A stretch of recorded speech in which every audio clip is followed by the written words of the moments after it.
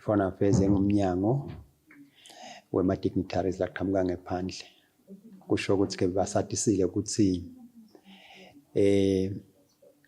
banema-observers lang-40 baphinde futhi baqhamuka emaveni lang-20 from the African continent.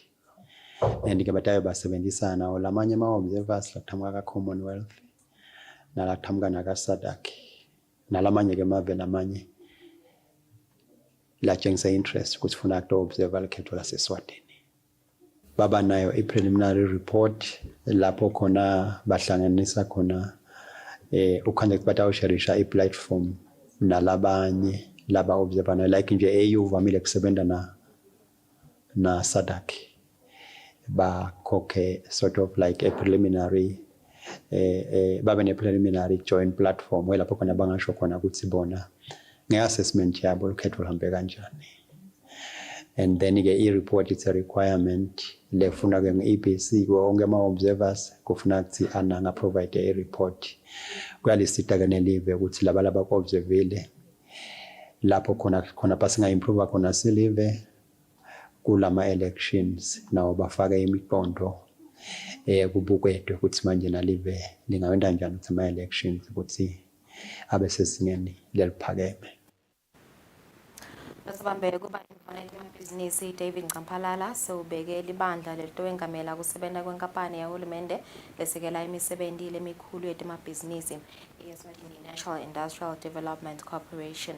Lelibandla lisebenza isikhathi lesingenci iminyaka lemithathu kanti kubheke ukuthi lithuthukise ukusebenza kwenkampani kude ifeze imigomo yayo. Lelibandla linamalunga lasikhombisa liholwa ngusihlalo Mduduze Magongo kanti mabhalane walo ngumuzi kayise Dube.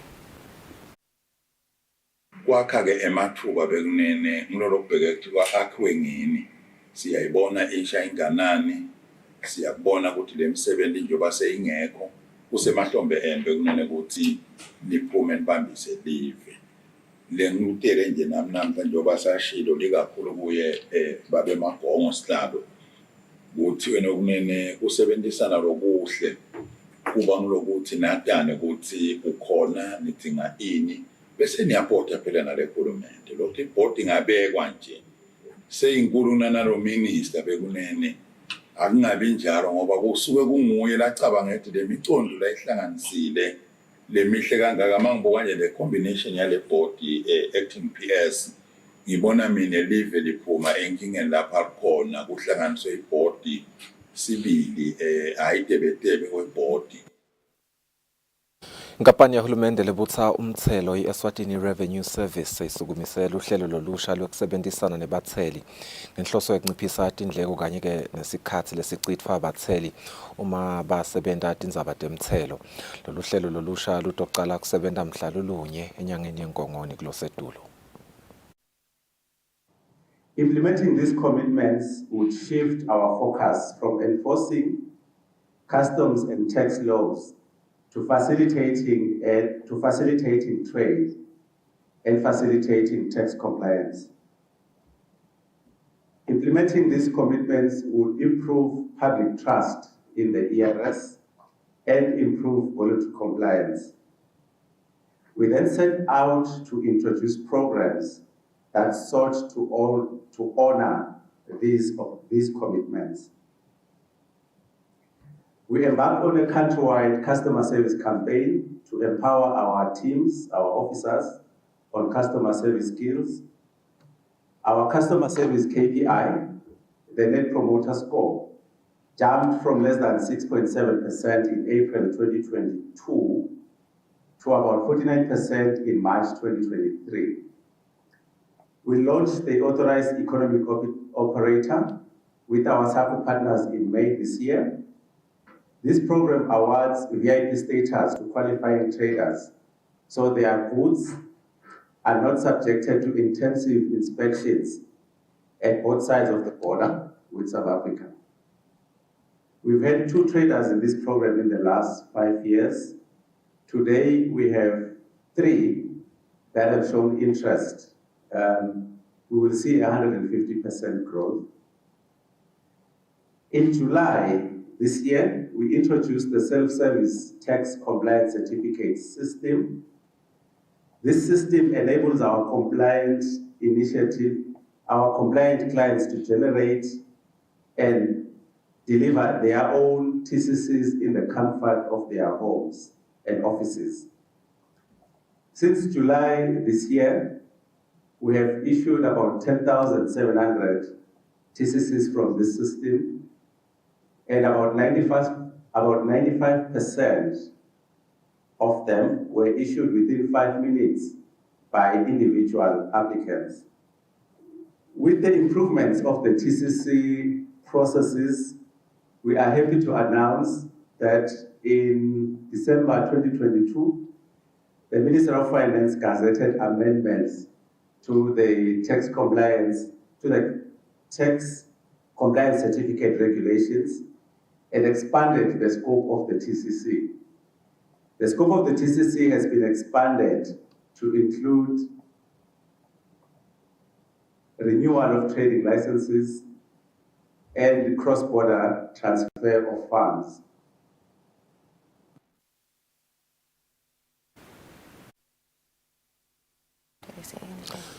Yeah, bekuthi indzaba lesitfoleleke lomuhla letisendekile nje so far losuku lisaqalile lapha even kodwa Tindzaba Mlonyeni solo ngeso special voting njengoba siyade ukuthi ke ama results sekukhona la saphumile. Most of the results in fact sekavele aphumile. Sitawabuka ke sibuke nje ngetifundza sitawucala ngesifundza sakaHhohho Lungelele. A lot is happening around the Hhohho region. Kunetinkhundla lesingasho ukuthi satubona tine high planning ama primary elections. There was a lot of excitement. Labanye bagibele emaveni ngalokhu ngekho emthethweni bahlabela tingoma sababona lapha bekuna fortune khona. There was the northern part of the Hhohho region, but singakangeni khona Lungelele indzaba yema organized campaigns. This I believe is the last day today. This is the last day, the 27th of September. I think nje lesibonile vele nasibuka nje imibiko ya EPC. I think ukusete mhlambe lokubi laba kureportile mhlambe lokuvela kibo bakhethwa ukuthi seba campaign ngalokho ngekho emthethweni, because dokho sifise ukuthi bakubeka kwabasobala ukuthi noma ngabe yini labafuna kuyenda as part of their campaigns kumele ukuthi bakudeclare kwa EPC njengekhambisana kwe Elections Act ukuthi noma ngabe batawuthola imali enhlanganweni lethile kumele ukuthi bahambe bayo declare ka EPC ukuthi ngithola imali lengaka ngidawukhona kwenda nako as part of my campaigns. So sibonile vele ama organized campaigns tonke nje tifundza deliver. I think emakhetha bakasola khuluma ukuthi mina ngidanendela nako emphakathini wenu ngikwendela nako kuhambe kahle as according to EPC nasisakhulumisana nje naye Mbonisi. Yeah, kunesaga sesiswati Lungelele lesithi umdzaka uyaphanga. Sisho ukuthi ke lesaka leso kufuna ukuthi info lenhle usheshe uyende isikhathi sisavuma. Lesikhathi sesiphelile nyalo. Nangabe awukawuphanga umdzaka sizivele sikuphelele kodwa ke usengachitheka bugayiwe phinza sisho kanjalo siswati. Sisho ukuthi ungathi khanza ngathi usemsileni ku special voting. Lo lapha eTulu bese soba too comfortable acabanga ukuthi konke sekumhambela kahle. Sengachitheka ngisho sebugayiwe Lungelele. We don't know what's going to happen in my secondary elections, but we do want to look at the results laphumile itolo ku special voting. Sitasibuka sifundza sakaHhohho, and I'm excited to see some of these results myself. Sifundza sakaHhohho nje kunetinkhundla sifisa ukuthi ekhathi emhlangatane Nzingeni Emfonjeni Pickspeak Hukweni naletinye nje tinkhundla lesingathi gasa sitawubona ukuthi ngabe imiphumela ku special voting ihambe kanjani. I think vele nje sifisa ukuthi sibeya khashane nelikhetho nakucala July enyanga yakholwane la kwaqala khona le civic and voter education kwalandzela kubhalisa lapho kwabhalisa khona 584,000 wesive samaswati sangena ama primary elections sangena ku secondary elections sibeya khashane vele and sisakhulumisana nje nabo baka APC bathi vele inkinga tabo ama challenges labahlangabetana nazo nama successes kusahamba kahle kumanje sibethane kakhulu Lungelele nje nayitolo ku special voting nangabe betkhona asikativa bekunge nje kubukeke kuhambe kahle kakhulu. We did have 2 special programs la khonile ku broadcaster, but sitawubuya siwabukela ama results masibuya ku break asibahlele market masinyana.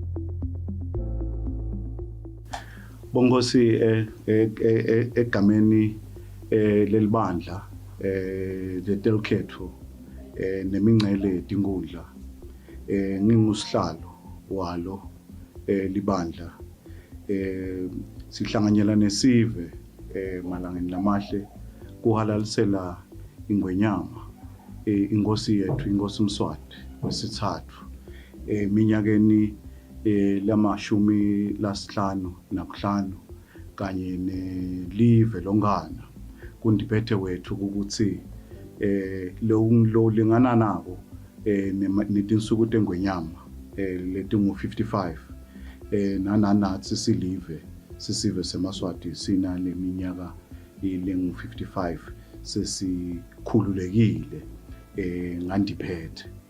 Siyabonga ke bonkosi sisahalalisele emakhosi ethu nelive ukuthi nebayitolo lokungibona lesithi te basebenta lelive makhosi ayitolo nesive seMaswati sonke sayitolo ngoba lokhu lesesifike lamhla siyasakukhanza sakuhala lesikuhalaliselako ngilokuqhamuka kibo lekubita ke ukuthi ke nathi siMaswati njengekukhonjwa indlela makhosi Nkosi yelive siqhubekeni silibeke live libe ngiloko lekungona lesikukhanzile nathi nalokungcono Maswati silibandla lelikhethwa nemingcele sisahalalisele makhosi nelive ngandiphethe sijinga siphinze futhi siwabongele makhosi ngemsebenzi losedulo eveni welikhetho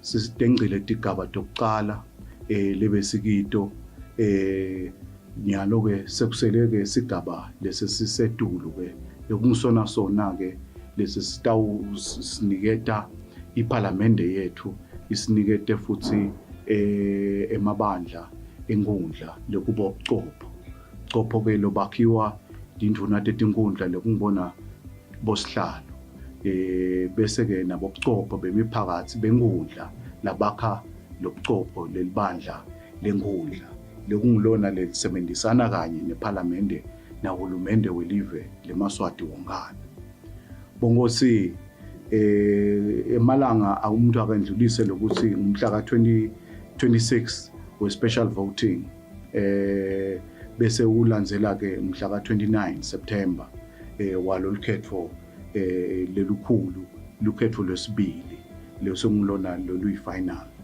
ngalawo magama amalangeni sikhutha lwandle sibongele live lebongozi bayethe wena waphakathi wena ungangezindaba Nkosi.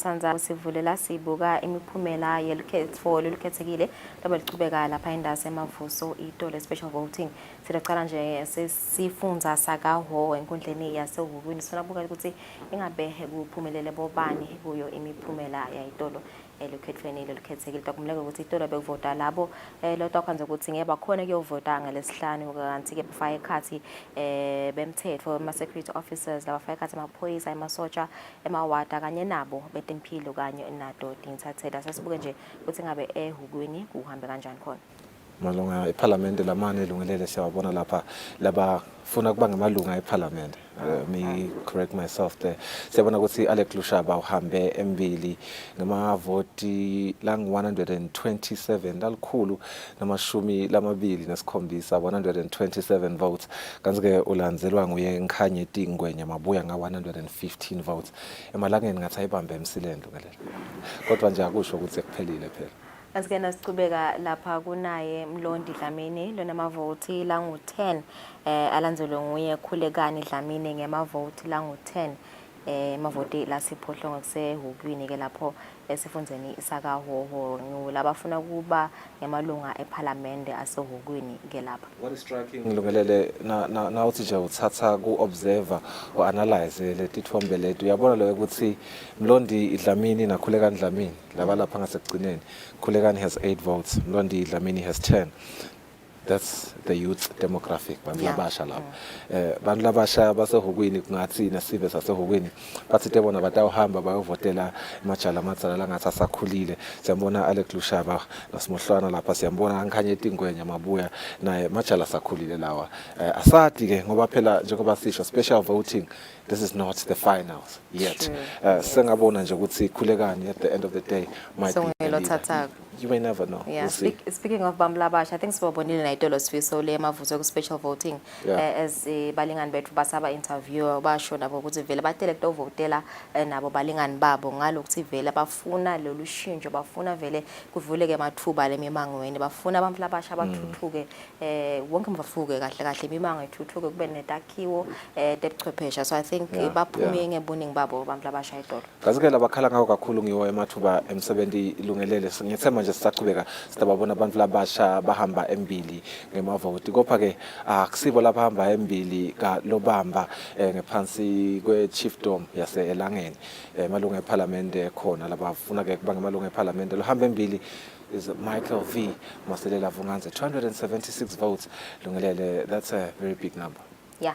Besulanzelwa nguye Bhekisisa A Bhembe lonemavoti la ngo-106, alanzele nguMaja Hodva S Khumalo lonemavoti la ngo-117, bese-ke kuta Michael N Soko lonemavoti la ngo-92, kulandzeleke naye Lucky M Simelane lonemavoti la ngo-20 amashumi lamabili. Laba funa kuba ngamalunga eParliament ke laba enkundleni yakalobamba emphakathini Elangeni.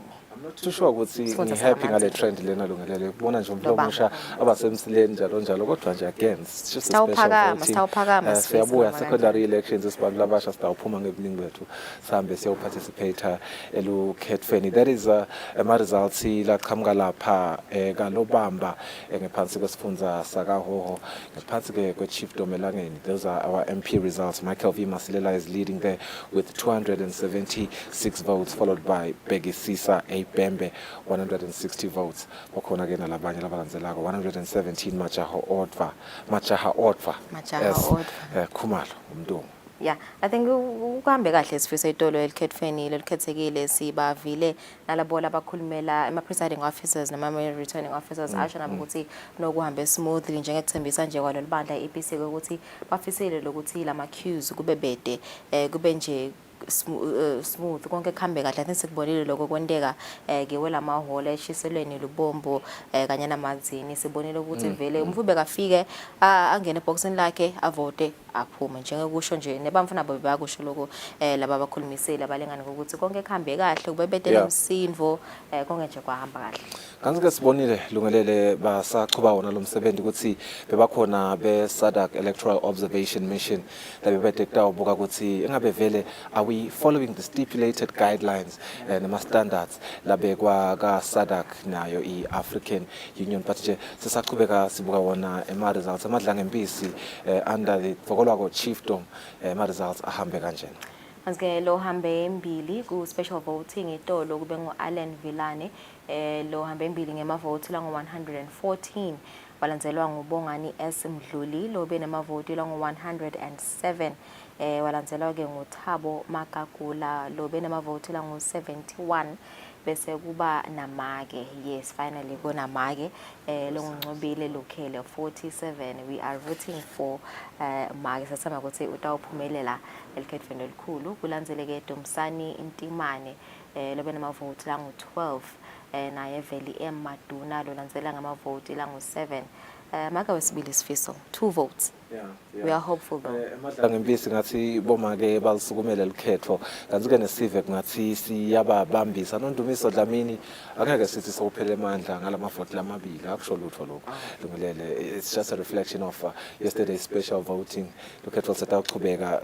The reason why I'm emphasizing this Lungelele, we do remember very well ukuthi kuma primary election special voting the total number of people that voted was 29,704, which is quite a large number esigabeni samalunga eParliament babang 14,963 kanti ke ngaphansi kwemvuna yenkhundla babang 14,741 so ayibuka le nombolo lena ukuthi inombolo lenkulu kangakanani nawubona umuntu nje lana ukuthi unemavoti lamaningi kangaka it does reflect ukuthi the participation was there yesterday just as it was nakuma primary elections. I'm very interested ekutheni sisaqhubeka umuntu omusha sisetambona yini I think lokho ngichazile sifise itolo during the broadcast yalama results itolo ebusuku as base bacitha kubala nje laba ka ABC. I think usitshengisile Thembinkosi ema visuals ema CAD fana sekaphuma lamanye bekaphuma smile ubona nje ukuthi no bajabulile konke kuhambe kahle, but it did highlight Thembinkosi ukuthi akusi these are not the final results. Ama final results tawathola mhlambe ngemgcibelo noma ngalesihlanu ebusuku after indlule lukhetho lolukhulu, but lawa nje bekuma results special voting esisaqhubeka nje. I think simbonile na what Alec Lushaba, I think nje laba ka media yes nabo bahambe they are really leading. I wonder what's justify yini lo, but I don't know those dynamics, but we do see welcome Dlamini with 134 votes sisangena kuyo nje iMbabane East. We are still under the Hoho region. Chief Dom Msunduza nabake welcome Dlamini leading with 134 votes followed by Lucky Dube. Just to clarify, this is not the reggae legend. This is a different Lucky Dube. Maybe Batalbake, reggae. Maybe we don't know the reasons behind it. But we are Lanzela with 112 votes. Lanzela welcome Dlamini. Siqhubeka nabo lungelele ngiyambona Ndvuleni Machocho Esmamba with 60 votes. Sandile El Gininza 55 votes. I think for the first time what we are seeing here, the nombolo lengasho ukuthi dinengi. Dineng let nombolo across bonke labantu laba participate hako lapha kaMsunduza. It gets to show ukuthi sive sakhona kaMsunduza siphumile sabhek sakhona kaManzini emavuso sayovota. Yeah, I think ngiyibona a sentiment ya country director wa 1 billion rising campaign Gcola Nhlatshwako makathi soloti nombolo tabo market phansi yeah, but nje sisinelithemba manje sifisa ukuthi nasephele lonke likhetho perhaps litawuthi nje kunyukanyuka this time around, because they have been advocating for women participation elikhethweni. I think sikubonile kunyuka kwenombolo yabo kancane zo, but nje sisabona elikhethweni elikhulu. I guess this is the perfect segue kulenvo lesikhuluma ngayo lungelele, because sibuka nje lapha lo landzele Mandla siyaya eMbabane West ngomake Jane Mkhonda Simelani lunema vote la 50. Is that 50? I'm correct? Yes. Yeah, that's 50 votes. Siyaya is only 4 votes ahead. Siyambona make uhlabene nabo kuna ukhona Johane Mshongwe naye with 50 votes. Quite an interesting show out there in Mbabane West. Bantu bakhona kungathi bahlukene equally in terms of distribution yama votes. Yes, siyamkhumbula Johane Mshongwe. I think walingena likhetho for the year 2013, bekang MP 2013. So ubuyile naye ngemavoto lang 50. Sawubona ukuthi ingabe likhethweni lolukhulu kutawuhamba kanjani. Siyathemba ukuthi namake naye utawukhona kuphumelela ahambe embili. Where are the young people? Where are our young people? Yeah, it's time. Spile Ndlangamandla, chairperson of the Eswatini Youth Consortium. The many times that she has appeared on our TV screens, Eswatini TV, her concern has always been, we are fingers on Twitter, on Facebook, on WhatsApp, but when it comes to our participation, asibuye sikureflecte lokho lesikubhalako letinkundleni tekuchumana sifake inshallah eParliament. Only we as the youth can do that.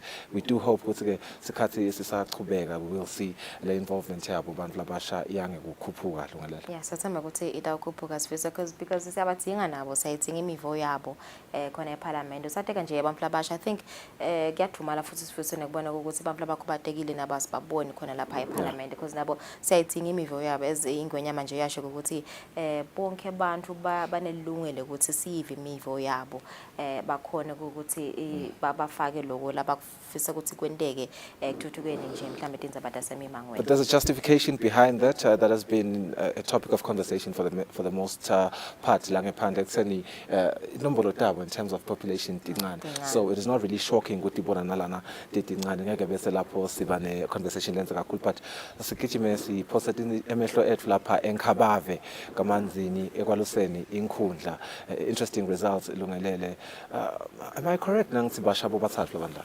Babuke babasha. Babukeka babasha impela. Sifiso Shongwe nangimabizo wami 126 votes in the fashion of Sifiso vele is leading so far. We don't know what's going to happen. Usaqhubeka lukhetho. Cela Musambingo following him lapha nga 106 votes. Sifiso umshiya nga 20 votes kuphela. Ushiya Cela Musambingo. Kanti ke kukhona na Simon Simelane wasebuhleni 96 votes.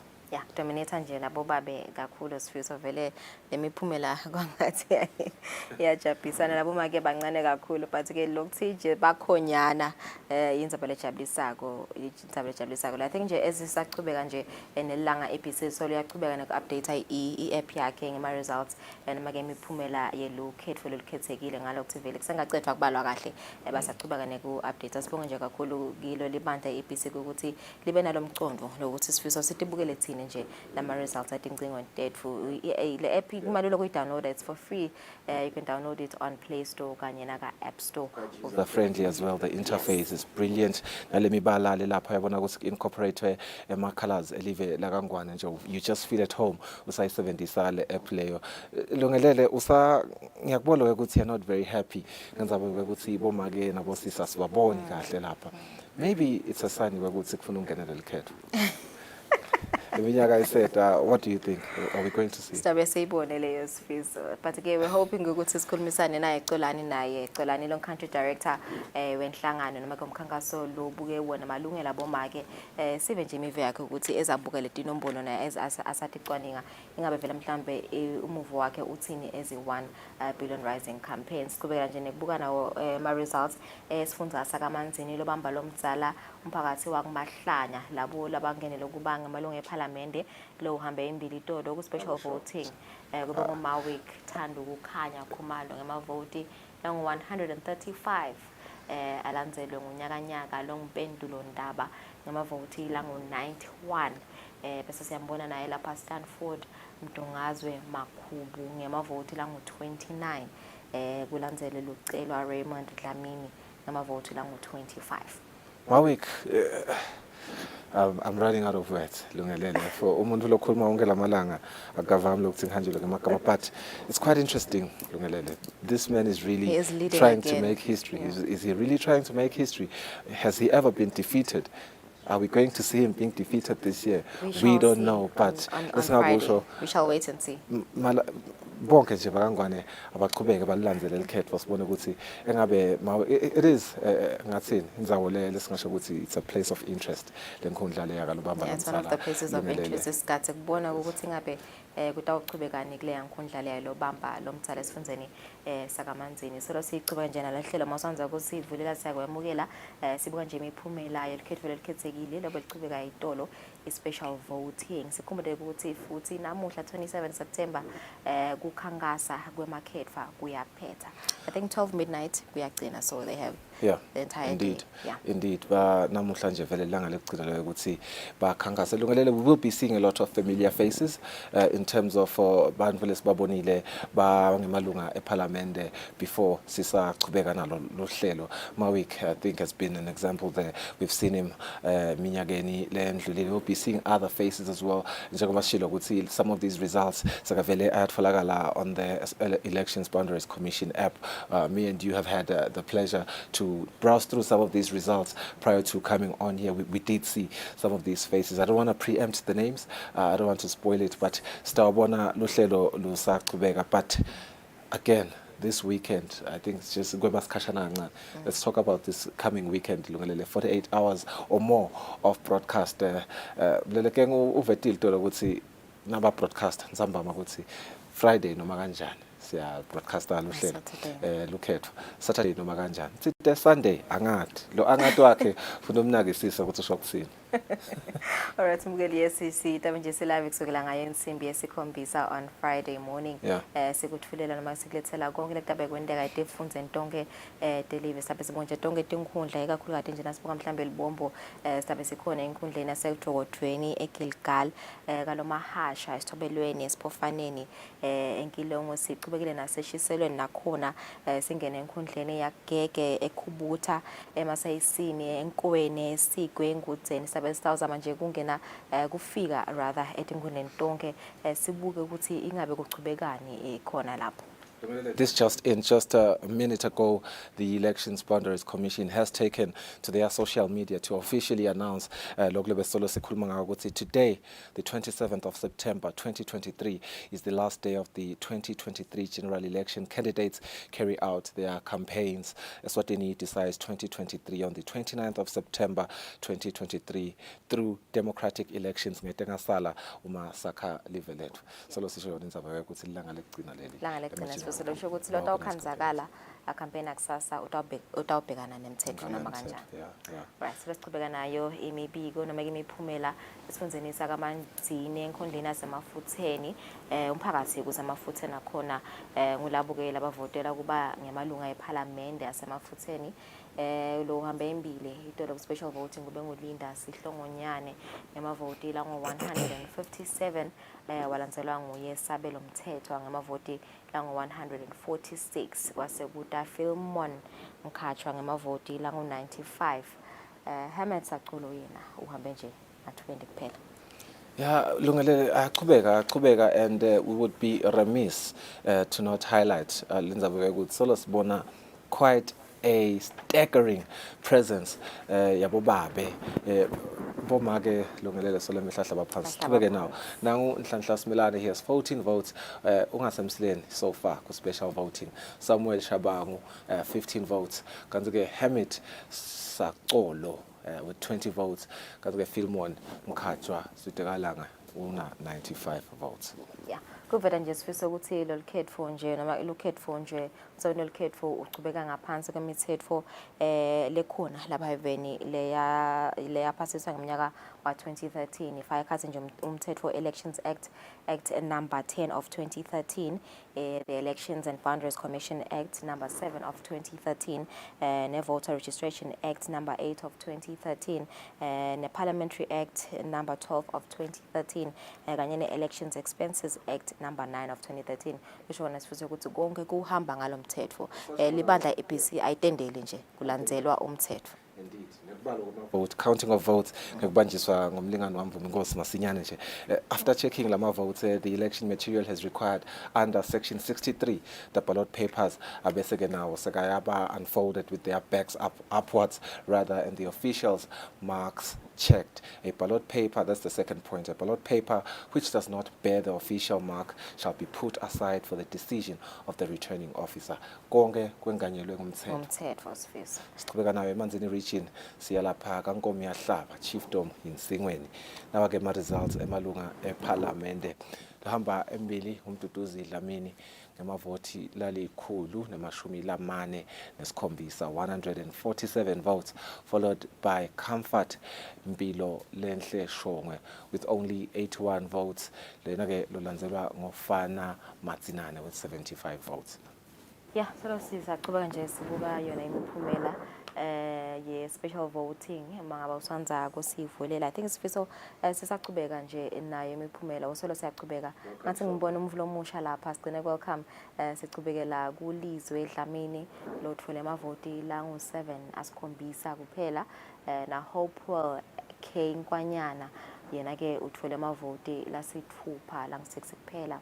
Siyaqhubeka siyabuka imiphumela yethu awunangimake ngelishwa ke uthole nje amavoti la ngo2 kuphela. Rebecca Hlengiwe Dlamini na Sandile Velakadilo namavoti la ngo6 bese ke samkeliso kuda Dlamini linye kuphela linye vo. That is belungu bathi it's not about how you start, it's about how you finish. Laba semsleni ngeke bese siba counter out, but lesisho sebelungu lesi asisho ukuthi laba letulu kusho ukuthi sebadliwe. How you start could really define how you finish still. Yeah. So sitawubona ukuthi sisaqhubeka kutawuhamba njani engcenye Hopewell lomflo omusha utaba lembili abahlule ngoba i-competition kahle lesifisa vele competition kwendeka kanjalo lo semuva ikhanza sekuwina yena. So sisawubona ngemicibelo ukuthi imiphumela ithini khona. It's going to be interesting. Lungelele setatbuka naletinye tifundza Shiselweni region nelubonjeni but kwanyalo sisabuke Manzini region. Manzini region singasho ukuthi has the biggest population uma sikhuluma nje ngepopulation yelive laKangwane. Kungakho nje special voting sima primary elections they had the highest number of bantu labaphuma kutakta uvota.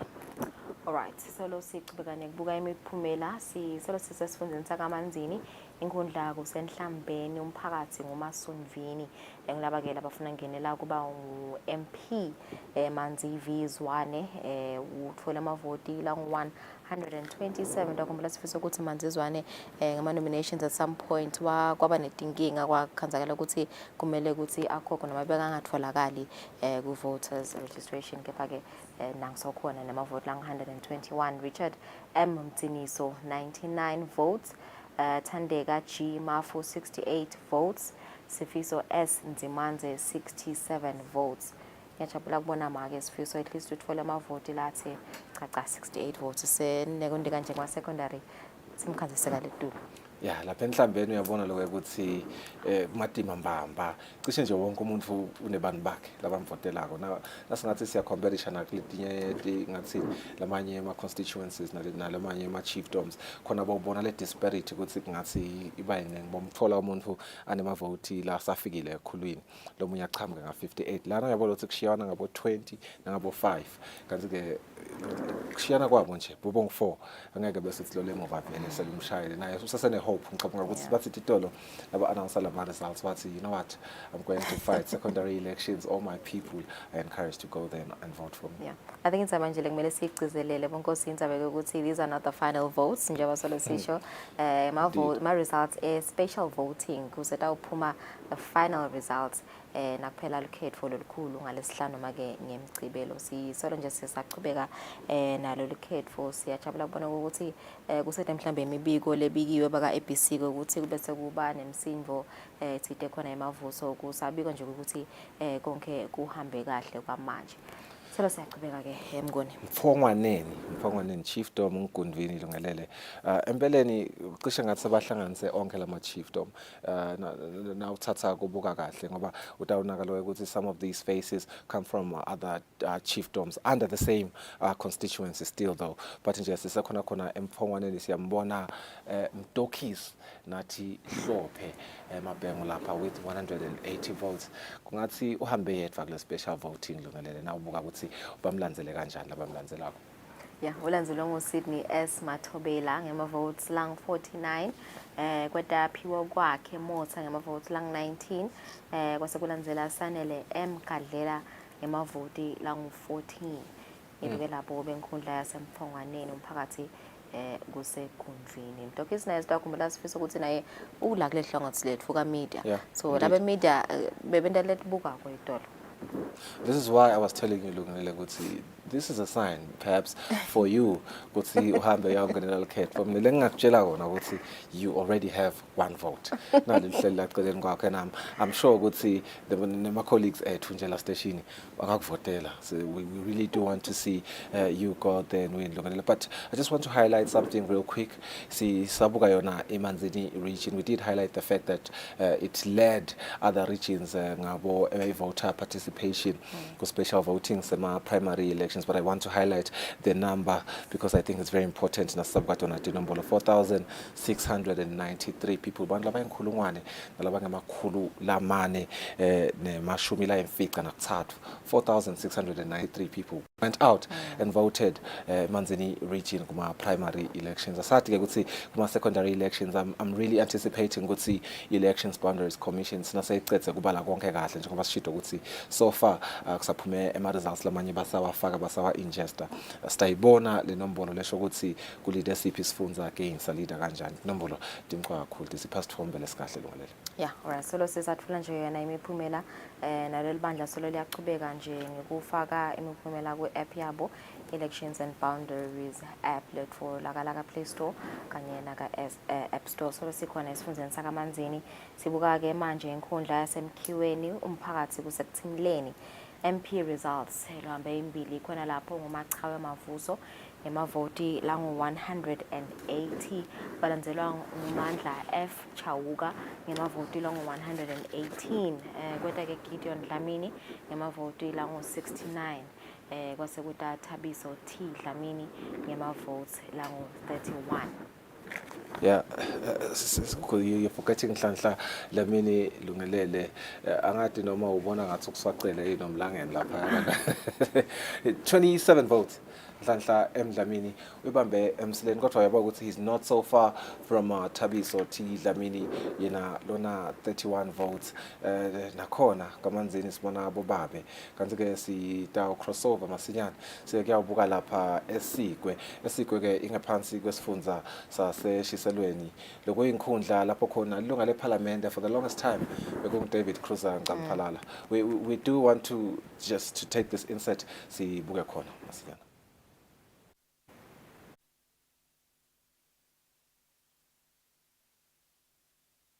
Kulandzela ukuthi live belinemisebenzi lobaluleke kakhulu itolo welikhetho lolukhethekile phecelezi special voting. Imphumela lesesekhona manje esifundzeni saseshiselweni ngaphansi kwenkundla yeSigwe. Inkundla yeSigwe ke Ibandla letelukhetho nemingcele Elections and Boundaries Commission bathi sasive ukuthi kuvota ngalokukhethekile tonight inkundla kule nkundla labasahamba phambili kusesengisikelela ndwande lohlelo esicongweni ngemavoti la-70 nemfica ulandzelwa nguPaul Shabangu losesigabeni sesibili ngemavoti la-72 esigabeni sesithathu kuNandoni Dlamini kunemavoti la-53 kanye esigabeni sesine kuhleti Raymond Thembinkosi Ngomezulu ngemavoti la-21. Imphumela yebuchopho emphakathini wasekuphumuleni Celimpilo Masuku sahamba phambili ngemavoti la-14 lolandzelwa nguDumisane Gininza esigabeni sesibili kanye naBuhle Ndlangamandla labanemavoti la-10 esigabeni sesithathu kunaWellington Mvubu lonemavoti la-6 esigabeni sesine kunaMatopi Mngomezulu lonemavoti la-4 kanye esigabeni sesihlanu kunaLethukuthula Mnyeni lonemavoti la-3 emphakathini waselilakeni esigabeni sebuchopho Dokolwa kothwala usahamba phambili ngemavoti la-20 ulandzelwa nguThandiwe Dlamini esigabeni sesibili lonemavoti la-17 esigabeni sesithathu kusehleti Elfas Njangasi lonemavoti la-14 kanye esigabeni sesine kusenamfana sibili Dlamini lonemavoti la-13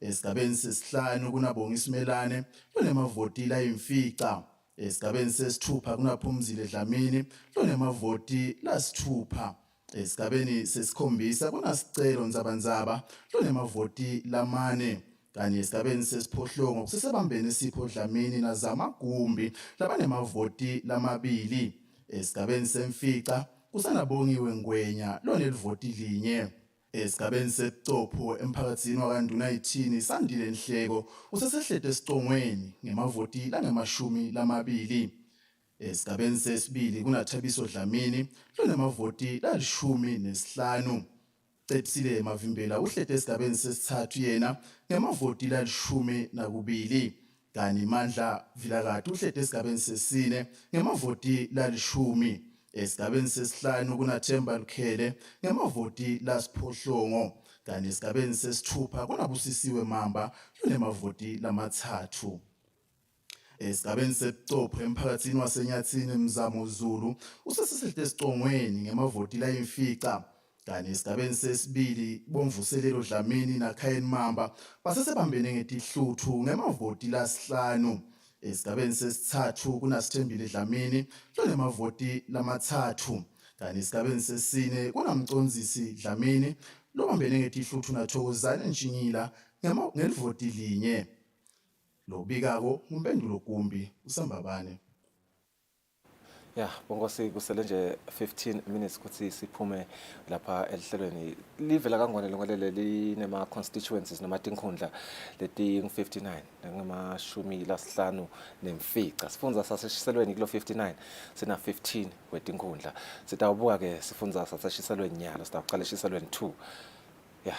Yeah, so lesibuka yona imiphumela eshiselweni ethiwa emphakathini wakumakhwelela results kanza ahamba kanje Bhekthemba Bhembe nguyelo hamba embili ku special voting ngemavoti la ngo-163 kwalandzela Sipho S Mkhombe ngemavoti la ngo-111 kwalandzela Mashumi Eyishongwe ngemavoti la ngo-83 kweta naye Mpilo Kenny Dlamini ngemavoti la ngo-63.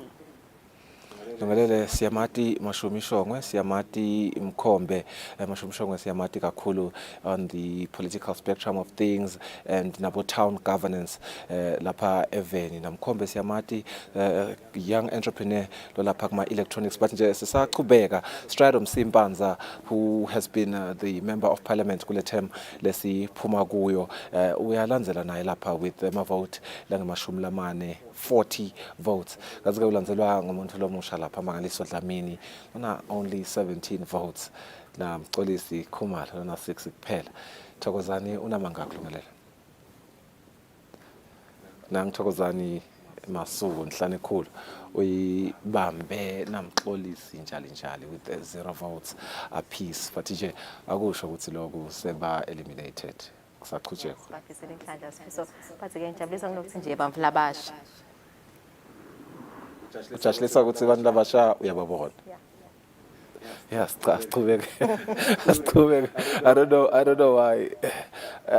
Lungelele, I'm very interested in the way ukuthi abantu labasha siyaqhubeka siyababona, even though le dinombolo emehlo ahlaba phansi intsaba lena lesitayilungisa kuma secondary elections sibantu labasha mineke ngaseshiselweni ngingasho lo ukuthi vote lami liya kubo bantu labasha ngeke ngisho ke ukuthi inkundla ngiphi ngisho ukuthi ngibani umuntu ngiyomvotela because that's my vote and it's my secret. Njengoba sibonile ke itole titfombeni ukuthi intsaba yesecrecy ihanjiswa embili sibonile le ndlela bekuhlelwe ngakhona on the different pavilions because every region had its own pavilion. Wawungena lapha ekhathi utivotele wena wedwa, of course with the supervision yabaka EBC ekutheni phela ungathi khanzi sokuvota ngalokungekho emthethweni. Ezikuyimvu nje ligcizelelwa ngibo umthetho sisekelo sifiso sisesifundeni nje saseshiso lena sibuka i-report ye-manager elections eminyaka wa 2018 shiselweni yahamba embili ngevoter turnout nga 64%. Kanti ke kuyavedela ukuthi countrywide nje abantu labavota balinganiselwa ku 61% ngeminyaka wa 2018 elikhethweni ilaloyo mnyaka. So siqhubeka nayo nje imiphumela esifundeni saseshiselweni 1 umphakathi kusedumenkhungwini makeke uhamba embili Tindzaba etimnanzi ke leti tajabulisa kakhulu ngemavoti la ngo-90 kulandzele Elliot Masango ngemavoti la ngo-66 kude naye Lungile Nxumalo ngemavoti la ngo-45 kude Xolani Hlophe ngemavoti la ngo-6 kuphela. Lungelele indzaba yabomake sibabona abaningi bathathwe in fact under the Shiselweni 1 chiefdom nangigcwalisile mathe uyabajoyina with 2 votes kanti ke ukhona na Wilson Njangase Mkazi with 2 votes. There is another one losekugcineni how do I pronounce that name Lungelele? I'm really but Njangase naye Danieli Njangase with 1 vote. Nanaye is amongst them. I want to clarify something real quick. Lungelele si uvetindzaba ukuthi sibona make uhamba embili kuyajabulisa. We are not just advocating bomake kuphela. It's the inclusion part lokujabulisa ukuthi over the years dinombolo tabomake emehlobe ahlaba phansi nebantu labasha. Jabulisa kakhulu ifiso lokuthi solo siyabona lokuthi vele solo kangathi basalele emuva nasibuka le dinombolo. So I think masibona make nje immediately on the screen sibana lokho kujabula ukuthi oh yes finally a woman. So we are seeing the manifestation of His Majesty's words indeed because waveta ukuthi we eMaswati akahambe abavotele bomake abavotele abantu abakhubatekile abavotele nebantu labasha kube lukhetho lolu inclusive the inclusion ibe khona. Lungelele, we did speak on the fact that kutaba ne launch of the African Union election observation mission to the 29th of September 2023 general elections in the Kingdom of Eswatini. Stabona i-African Union iletha 40 representatives laba selected strategically kuthi batawa ukuthi sisaqhubeka nalo likhetho lethu siyawalandzela indlela ama guidelines that are stipulated by wona lama international organizations but just saqhubeka inkundla yakumethula ngaphansi kwesifundza saseshiselweni. Zelo hambe embili kube nguyejabulani Mkhari Semelane ngemavoti langu-87, walandzelwa nguSabelo Sibusiso Sibanze ngemavoti langu-68, Gweta Jabulani Nini Simelane ngemavoti langu-48, walandzela Samketi Simelane ngumphakathi ke lona wasembangweni inkundla ngumethula. Kanti-ke sisaqhubeka nabo khona na James Simelane with amavoti langamashumi lamathathu 30 votes, lolandzelwa nguRose Nhlabathi Mantini who is just behind him nga 2 votes kuphela with 28 votes. Kanti-ke Sicelo Shongwe yena ulandzela Rose Nhlabathi just by 1 vote Lungelele, he has 27 votes, bese kubana Thulani Dlamini umlangeni with 24 votes. Interesting thing lo vetile Lungelele ukuthi sifundza saseshiselweni salida ngevoter turnout in the previous elections 2018. Currently ku special voting, because we've only been past the special voting on the primary elections, khona sifundza saseshiselweni sibe number 3 ngevoter turnout Lungelele with 3,345 people that voted ku special voting in my primary elections from the Shiselweni region. Yeah, I think nasaqhubeka sibuka nje sifiso kule report nje municipal elections eminyaka wa 2018 sisabuka nje le voter turnout. Sifundza saseshiselweni was followed by a tie between Hoho and the Lubombo region nga 61%. Kwase ukuthi sifundza sakamanzini sona salandzela nga 57% ye voter turnout. It's interesting nasibuka le population elivela kangwane. We are aware ukuthi sifundza sakamanzini has the highest number of Sive Semaswati. But then again, you see a migrate because of Tindzaba Emini. We are kanza ukuthi maybe 20% of people from Manzini baya Shiselweni. Asiqhubeke naso sifundza saseshiselweni Gege. Agrippa Magesi Dlamini, famously known ku transport sector Lungelele, 107 votes. Followed by Ben Simelane with 69 votes. We do see a familiar face there on the 3rd position. Yeah, siyaqhubeka nekubuka kulandzele Musa Sydney Kunene nga 68 votes, kwase kuta na Fraser Sibusiso Motha ngemavoti langu-61. I think there are quite a few familiar faces esifisa nasibuka nje likhethu lo nyaka ugcwele labamvu vele lesibati kakhulu. Silo siyaqhubeka nje kulandzele Bongani Mayisela ngemavoti langu-12, kwalandzelana Nkosinathi V Ngwenya ngemavoti langu-7, Machawe Vilakati weta nemavoti akhe langu-6, Dumisa Dlamini with only 3 votes. Nangimvlomusho umphephetha ngumaqhawe Vilakati bathi upheketelwa nangilabanye bantu labasha in the name of Siyabonga Nzebele lophumene livoti linye kuphela. Kanti-ke Thabo Sifiso Motha uMbulane na Ayanda Mvukali bona-ke abakakhona ukuthola amavoti ku special voting Lungelele.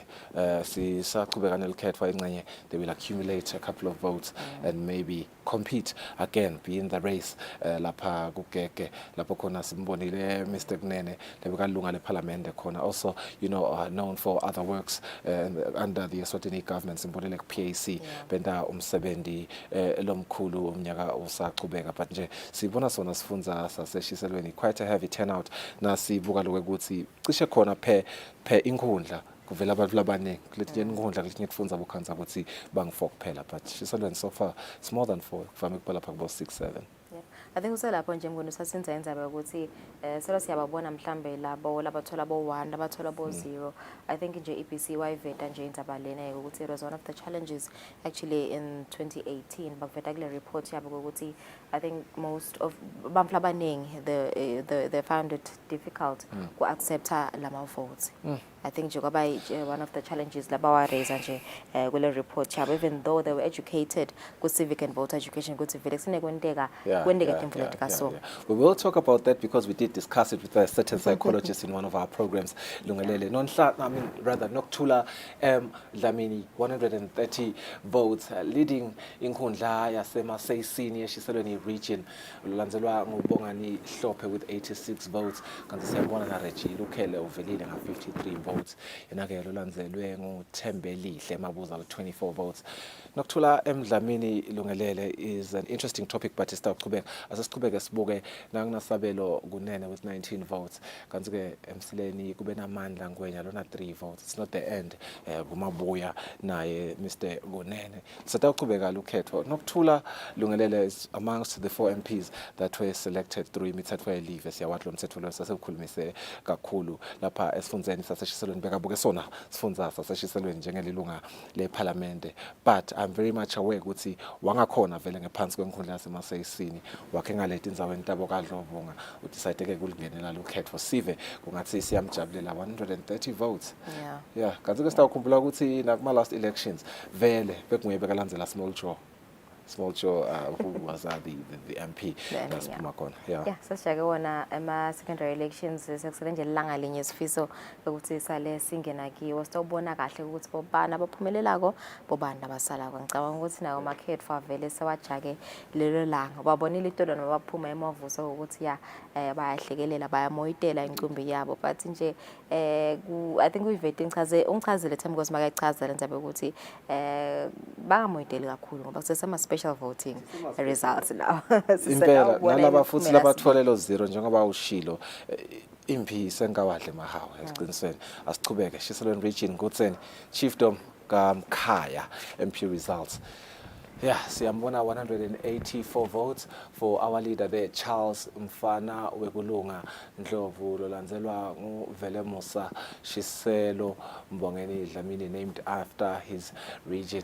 Kanti-ke siyambona na Macanza Mamba with 40 votes there. Number 3, Lungelele, you can take over now. Abel, yeah, Abel Dlamini lethole amavoti langu 26 ngufulathela Zimbuke.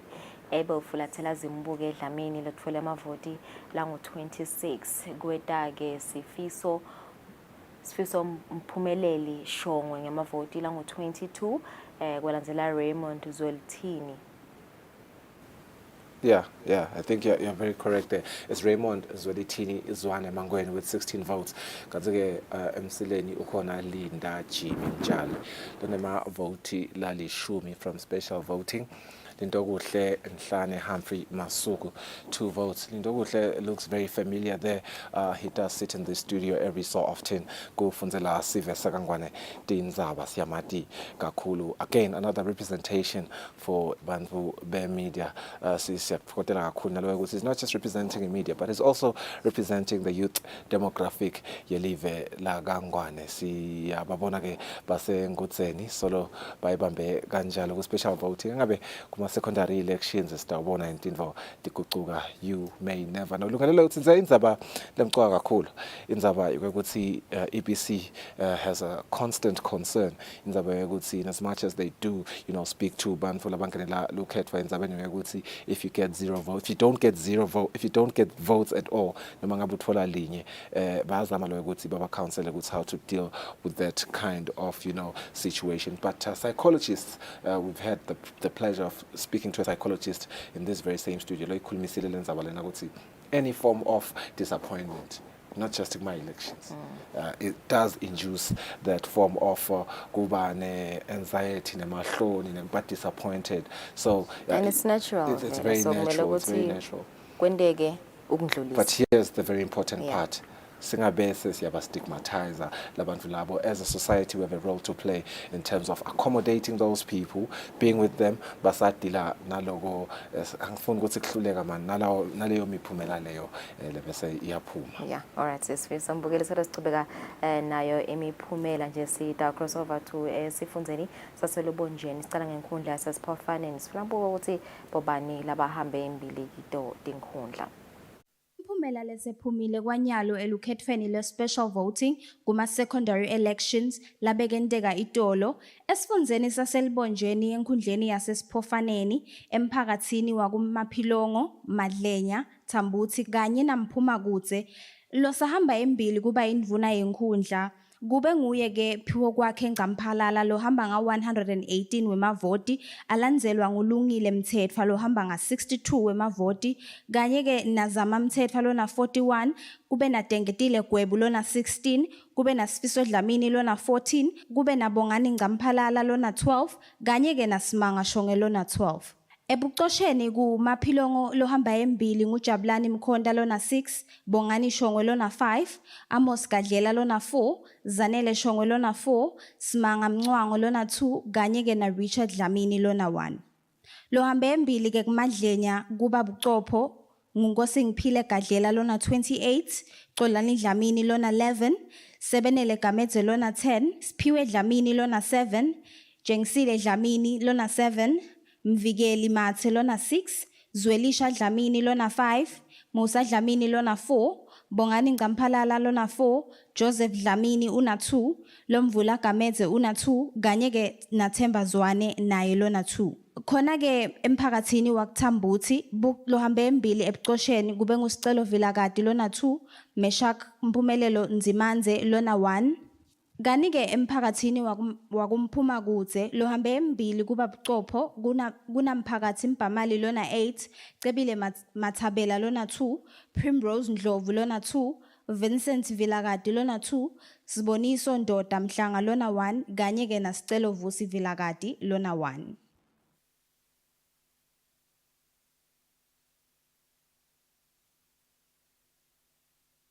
Bekuyimiphumela yelukhetho lolukhetsekile beyifocus kakhulu tindvuneni tenkhundla kanye nebucopho, but on that very same constituency we do want to look at luhlangothi lomalunga eParliament esangena khona nje elibonje njengoba sibuya khona eshiselweni nakahoho. Naku-ke elibonjeni, here are our results.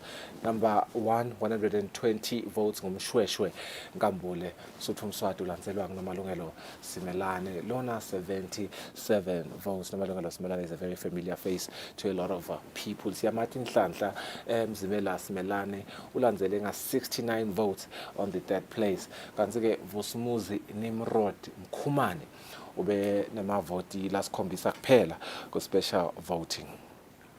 Right, so siqhubeka nayo imiphumela siqhubeka na kulandzele impendulo Vilakati ngemavoti lamathathu kuphela kwalandzela Dr. Mzwandile Shongwe ngelivoti linye nankosinathi impendulo Maziya lo ngakavotelwa nje Sanhlobo.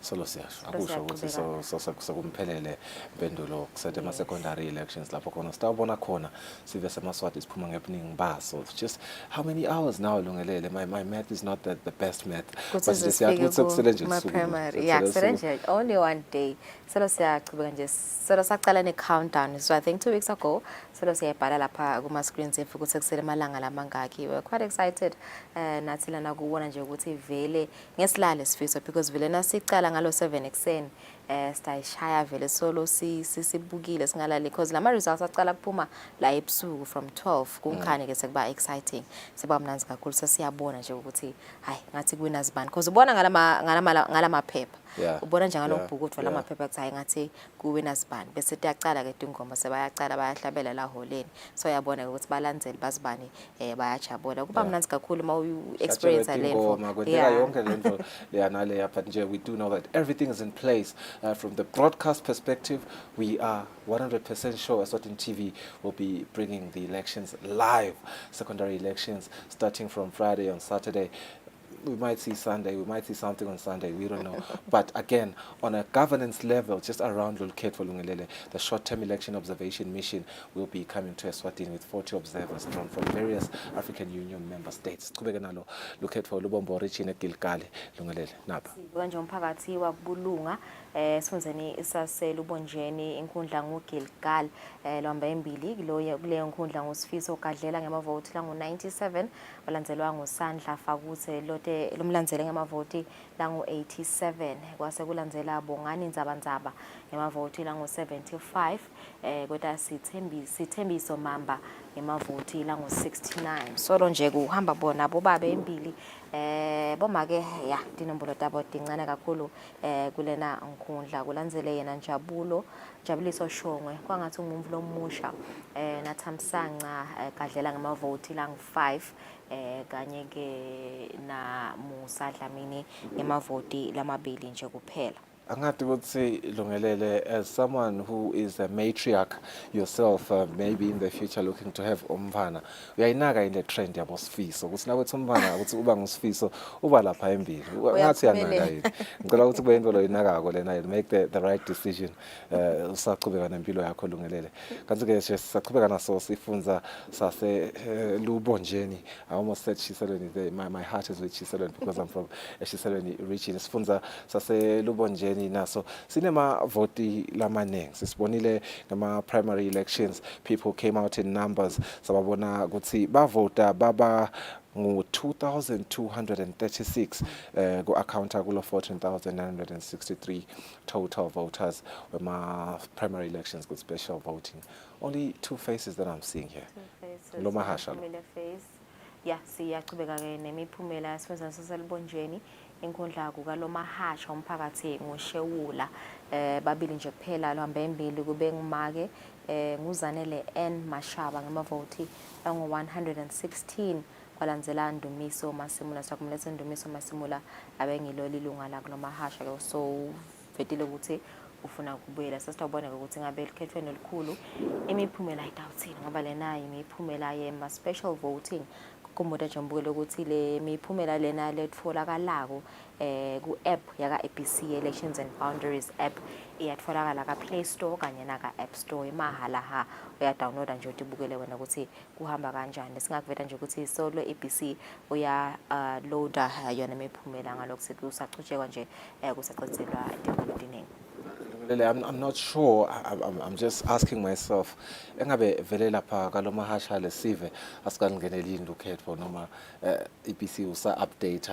It's something ngidafuna kuyi-enquirisha as sisachubeka nje sisenda lo msebenzi lona welukhetho. 2 faces kuphela.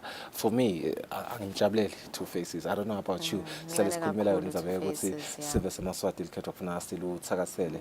Asigijime siphose emehlo lapha elugongolweni still under the Lobombo region ephansi kwemphakathi wakalanga siyabona Montu Suza is leading with 249 votes followed by Sihle Dlamini yena ke lona ma vote lang 127 young men there followed by Ronald K who is not so young 25 votes gena lolandzelwe nguDalton Mcibelo Mazia umcango lobe namavoti lasiphohlongo nje kuphela. Alright, I think wevetile indzaba yokuthi sibabonile ema observers aka SADC and also nesikhathileni ukuthi kube khona nebaka AU. I think imvo vele lehlale indeka lena akwendekela Eswatini kuphela but nalamanye emave as well ukuthi vele babe khona labantu observe ukuthi lolukhetho lihamba kahle even vele lo free lo fair yini indekako kuba khona nomsimvo laba observako so kubalekile ukuthi babe khona. I think babe khona neminyaka wa 2013 2018 bawenda ama recommendations basho ukuthi cha lesikubonile thina vele likhetho luhambe kahle sesabona nanyalo ukuthi ingabe bathini after sephela likhetho lolukhulu.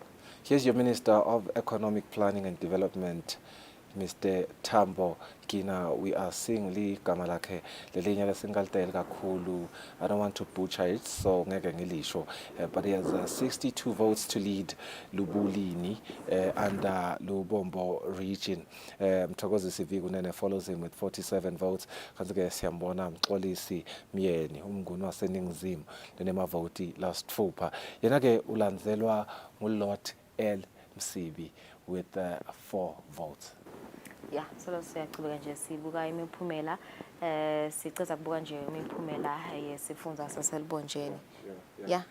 Ngiyafuna ukuthi sikhulumise indzaba ngoba ubese uyajubeka sagijima sabuka lubuli sikhulumise indzaba yema AU observers kenyalo ngicela ukuthi focus umzomba. The short-term election observation mission comprises 40 observers drawn from various AU member states including members of Permanent Representatives Committee to the African Union, Pan-African Parliament, representatives of election management bodies and civil society organizations as well as independent experts.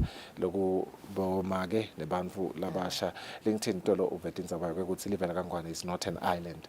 Therefore some of these stipulations loku ngama regulations and recommendations labekwa ngibo bo SADC nabo African Union siyadibuka lo ukuthi siyahambelana yini nawo bafika ke laba babuke lokho nje sibabonile itolo. I think isithombele sibone kakhulu kunesikhathi baseholeni laseshiselweni with buhle magomo yalobuke sona sifundza seshiselweni. Yeah, I think vele nje vele inhloso yabo sifisa kubuka lokho kubuka tindzaba ukuthi vele likhetho fully accurate in vele is not impartial assessment electoral process ukuthi ihamba kahle yini babuka ukuthi kudeni violence lechubekako it's part of kubuka ukuthi ngaba vele mhlambe lolikhetho luhambisana nama international standards yini vele lavumelekile ka AU na ka SADC. Lubombo region Fakotweni leading labafuna kuba ngamalunga eParliament nguSifiso Lungelele ngusifiso Ngusifisa. ngusifiso Shabalala Ngishilo Tindzaba. 173 utawumetsa kahle umfana Mduduzi J Makagula nangumnakeni Lungelele with 86 votes. He is the one that was the member of parliament corner at Eswatini. Siyambona ukuthi so far he is number 2 following yena Sifiso Shabalala. Lobese ke yena ulandzelwa ngusitezi Ngustezi Emdlamini. Ngustezi Emdlamini ngemavoti langu-82, walandzelwa nguTelephone Emdlamini ngemavoti langu-58. Amagama aselonjeni kuna-stairs kuna-telephone but nje nabo babambene 58 votes for telephone Dlamini kanti-ke nangu-Zweli who followed yena telephone Dlamini. I'm hoping ukuthi the trumpet itawuphakama sitawukhona kuba kahle inombolo Lungelele. He has 47 votes. Yena-ke lolandzelwe nguJomo Tsabetse with 45. I don't believe ukuthi iphela lapho-ke. Yes, Stacey is former MP was set for 20 Sifiso bengenele ukhetho for 2018 at 2013.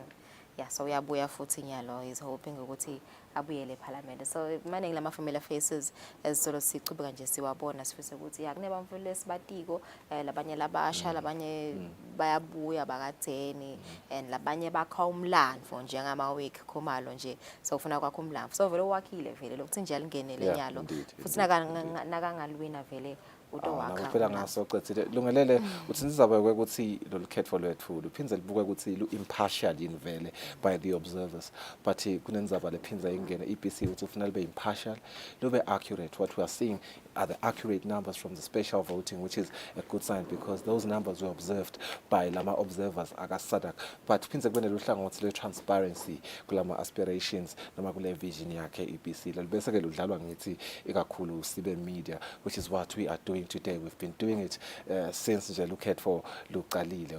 We had to go on nominations, primary elections, special voting. We are looking at the secondary elections. We are looking at Tindzaba transparency. Si make sure ukuthi nesive sihambisana nathi kulolo hlangothi solo nje sigibele umkhumbi munye bekunene siyalibukela lukhetho konke lokwendekako on the different polling stations. You are able to see it with the rest of the nation and the rest of the world because we do broadcast naku YouTube.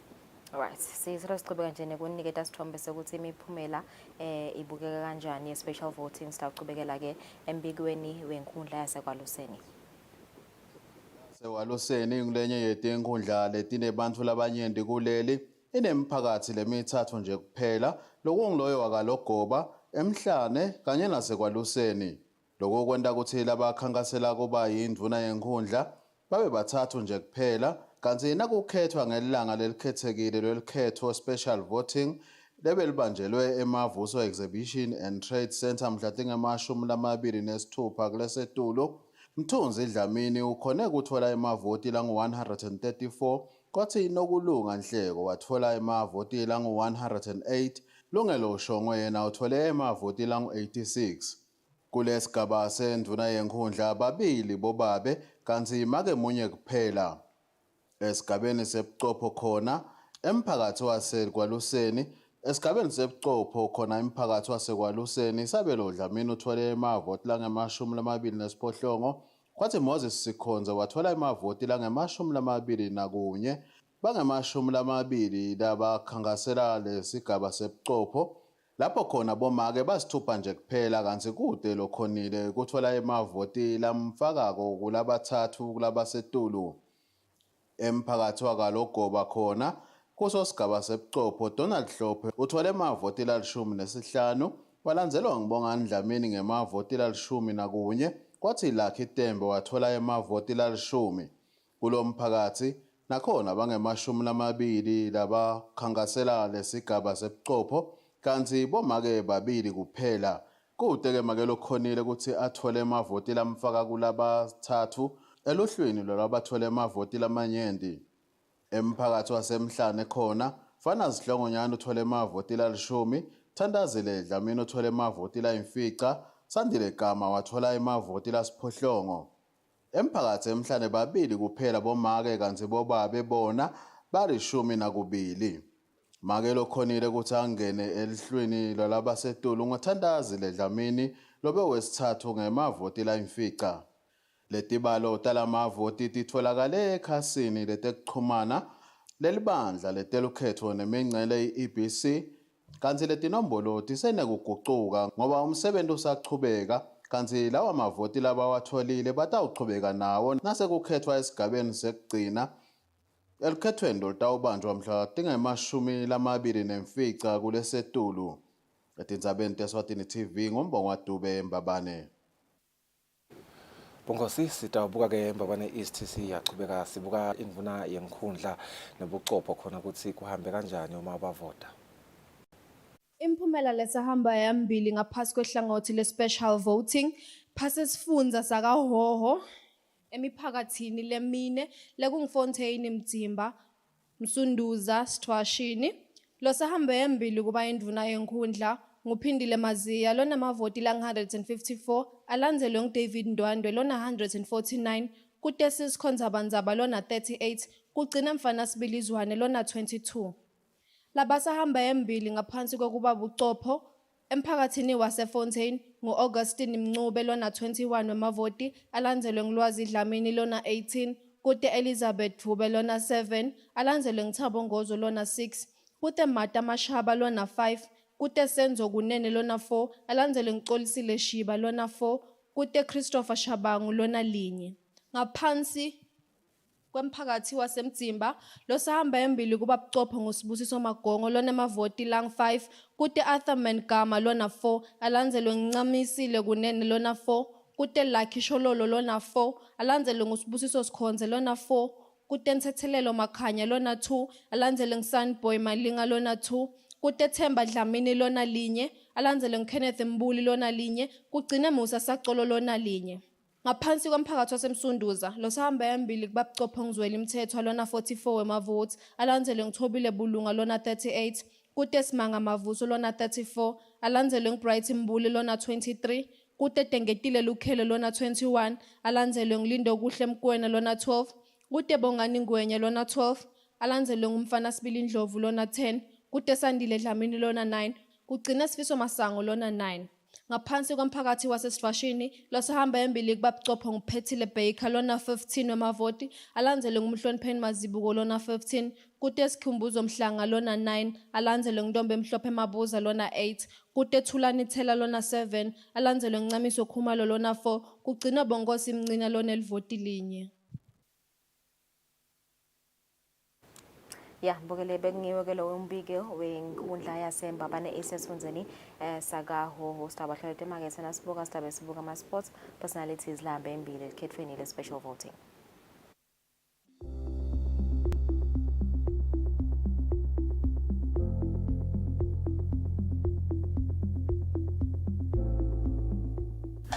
Bongosi egameni lelibandla letelukhetho nemingcele tinkundla ngingusihlalo walo libandla sihlanganyela nesive malangeni lamahle kuhalalisela ingwenyama inkosi yethu inkosi Mswati wesithathu minyakeni lama-15 kanye nelive longana kundiphethe wethu ukuthi lo lingana nabo netinsuku tengwenyama letingu-55 nananathi sisive seMaswati sina leminyaka lengu-55 sesikhululekile ngandiphethe.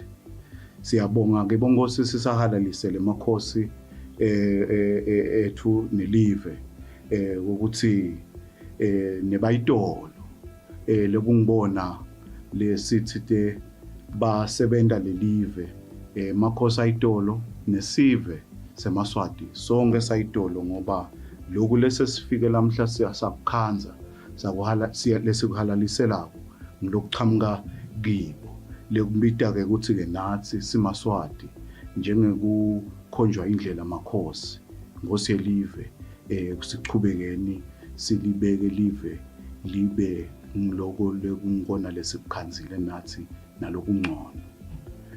Maswati silibandla letelukhetho nemingcele sisahalalisele makhosi nelive ngandiphethe sijinga siphinde futhi siwabongele amakhosi ngemsebenzi losetulu eveni welkhetho sisidengcile itigaba tokuqala lebe sikito nyalo ke sekuseleke sigaba lesesisetulu ke lokungisona sona ke lesi sitawu siniketa iParliament yethu isinikete futhi emabandla enkundla lokuba ubuchopho ke lobakhiwa induna tetinkundla lokungibona bosihlalo bese ke nabobuchopho bemiphakathi benkundla labakha lobuchopho lelibandla lenkundla lokungilona lelisebenzisana kanye neParliament nahulumende welive leMaswati wonkana bongosi emalanga umuntu akandlulise lokuthi ngumhla ka-26 we-special voting bese ulandzela ke umhla ka-29 September walolukhetho lelukhulu lukhetho lwesibili lesongilona loluyi-final ngalawo magama amalangeni sikhutha lwandle sibongele live ebongosi bayethe wena waphakathi wena ungangezindaba Bose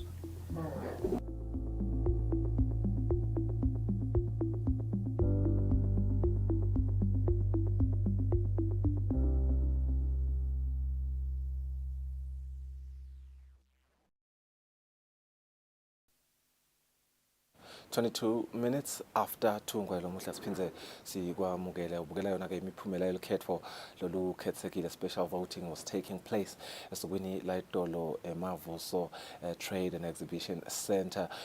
Lungelele, we do have sports personalities that have been a part of these elections. Similarly, njengoba phela sibonile ukuthi bebakhona be media ngenhlanhla ke thina sisiteshi semsakazo sinato nitsatheli temsakazo letbuke temidlalo lendaba stadlamini ikhona i report le comprehensive lasiphekele yona kubuka bona betemidlalo ukuthi bahambe njani. Beqhubeka elikhetho lelikhethekile amavuso lapho khona labo labataya basebenta ngalesihlanu ngelikhetho bekungibo labe bakhetha elikhethweni lelukhethekile lolukhulu kulamanye amakhetho solo bakhona labatsinzekako kutemidlalo letahlukahlukene kuleli kanzi linye into labo lingenele ilikhetho sigabeni selilunga leParliament ngaphasi kwesifundza sakahohe enkundleni yaseMbabane East uNasandile Gininza longumdlalo webhola lokunginyala unemavoti lang-55 enkundleni yaseNdvonjeni kuna Raymond Dlamini longumceceshi womdlalo webhola lokunginyala unemavoti lang-137 ngaphasi kwesifundza sakaManzini enkundleni yasekukhanyeni Celicolo Dino Dlamini longusihlalo inhlangano engamele itinhlangano tetemidlalo kuleli kunginyalo unemavoti lang-112 ngaphasi kwenkundla yaseManzini North uCuzelana Steve Horton lolusekela lamengameli wenhlangano emidlalo webhola kuleli kanye naWebster Khele longumengameli wenhlangano emidlalo wesibhakela kuleli enkundleni yasemthongwaneni kunamdokisi Nasihlophe losakata ibhola emsakatweni we-EBIS yena unemavoti lang-118 ngaphasi kwenkundla yasengwempisi umphathi welicembu le-7 Dreams longumbhishaphu Bhekibandla Vilakati kanzi ngaphasi kwenkundla yakunkomi yahlaba kuna Comfort Shongwe lungusihlalo inhlangano engamele umdlalo webhola esifundeni sakahoho yena unemavoti lang-81 ngaphasi kwenkundla yasendondozi kuCuzelana inhlanhla lakhe Mabuza wakudlalela ilicembu leMonon Pirates kanye nelicembu leMbabane Highlanders lokuCuzelana eNazama Thabetse losebentela inhlangano lengamele itinhlangano tetemidlalo kuleli ngaphasi kwesifundza saselibonjeni eGilgal inkundla kunabongani zabanzabo umdlalo wekarate kuyikushin kanzi kunginyalo yena unemavoti lang-75 kanzi Sithembiso Mamba ulicembu leThabankulu Khelisi yena unemavoti lang-69 naye usenkundleni yaseGilgal esifundzeni saseshiselweni ngaphasi kwenkundla yaseNkwene esikhumbuzo Dlamini lokwaba lilunga lenhlangano engamele imidlalo webhola lapha eveni unemavoti lang-213 bese kuthi eshiselweni 2 kunamashumi ishongwe lolusekela lamengameli wenhlangano engamele umdlalo webhola lapha eveni yena unemavoti lang-83 lobikela umsakati Eswatini TV temidlalo ngilinda Dlamini eMbabane. Kusele nje imizuzu lesihlanu kuphela ukuthi kubumbane insimbi yesibili lomuhla kulesithathu lungelele solo sicuba lona luhlelo lokubuka yona imiphumela yelukhetho lolu khethekile sitabuka ke temidlalo leqhamuka ngaphandle kwakuleli njengoba ukukhumbula usena sicala bese ngene vele sibuka nato Tindzaba. Iqembu leManchester United livikela indzebe eCarabao belitholana nelicembu leCrystal Palace ngalesibili ebusuku lebekungumdlalo wamacembu onke kaPremier League iManchester United kubangiyele khomba kuba namandla njengoba esigabeni sekuqala ithola amagoli amabili lashaya uGarnacho kanye neCasemiro. Kuyiwe ekhefini ehamba embili yona iManchester ngamagoli amabili ecanzeni. Esigabeni sesibili ayikapheli amandla yona iManchester njengoba ibuyile eMartial wathola igoli lesithathu kanti iCrystal Palace igcine ehlulekile ukuthola lekubika. Umdlalo uphelile inqobile iManchester United ngamagoli amathathu ecanzeni. Kanti kuleminye imidlalo Ipswich Town inqobile kuWolves ngamagoli amathathu kulamabili. Exeter yanqoba kuLuton Town ngeligoli linye ecanzeni. Mansfield yadlala ngekulingana nePeterborough ngamagoli amabili kulamabili. Kanti le midlalo iyaqhubeka ngalesithathu lapho khona Arsenal ivakashela iBrentford, Aston Villa itholana neEverton, Chelsea neBrighton, Liverpool neLeicester City, Newcastle neManchester City. Le dibuye eveni laseSpain iqhubekile imidlalo yeLa Liga ngalesibili ebusuku lapho khona bekudlala imidlalo lemibili. Abavikela lenzebe iBarcelona beyivakashela iMallorca kanzi lamaqembu lamabili adlale ngekulingana ngamagoli amabili kulamabili. Kulomnye umdlalo iSevilla ikhwele yathihlela kuAlmeria ngembama yamagoli kulinye. Kanzi le midlalo iyaqhubeka ngalesithathu lapho khona iReal Madrid itawutholana neLas Palmas, iValencia itholana neReal Sociedad bese iAtletico Bilbao itholana neGetafe.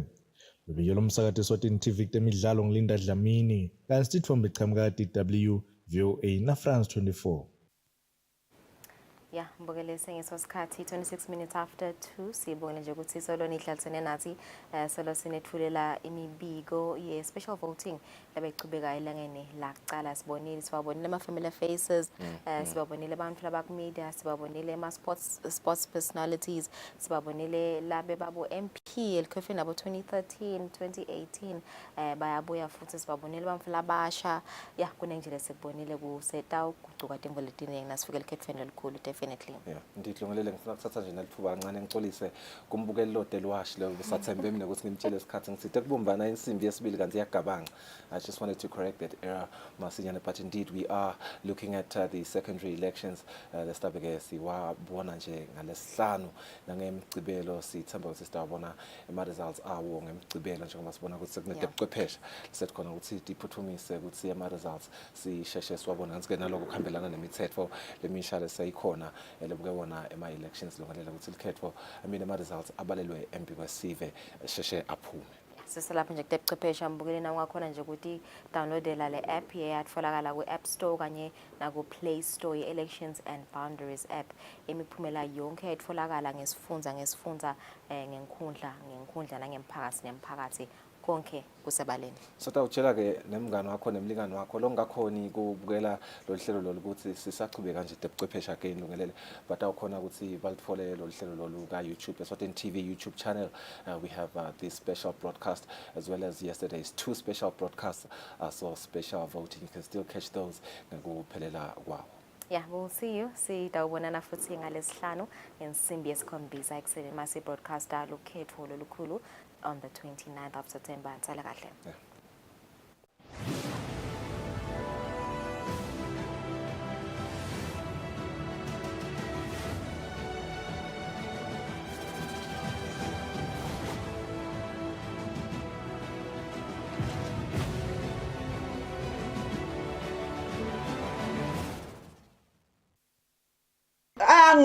Ngeke ngikuvotele bese unginiketa 200 emalangeni.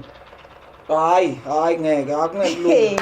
Liphalishe iqiniso siyalifuna kepha kube kuyangami ngabe sawukhetha nababantu labatawuletha lushinjo balethe inguquko umuntu lotawuthi bantu labasha mmango wakithi manifuna kuphila manifuna liphalishe nakule kufunani kwenye hayi ukuthi umuntu utasinika liphalishe utasinika mase kangenile sitawusala sibe yini Ezehle ushaya yona wena sibamvu labasha mhla ka29 asambeni siyawucedzela nakule sakuqala siphume ngetinkhani siphelele simake sure ukuthi siyavota ummango wonke sambeni kuma secondary elections sikhethe nangumuntu wenhlikiyo yethu masingakhetha kahle singabe singcobile mngane hayi la basinike amapalishi bani labatasifundisa ukuthi lipalishi ulakanje njani asile mngane yemngane amasambe nkosiyami nayi nale khumbi yasemphakathi seyifikile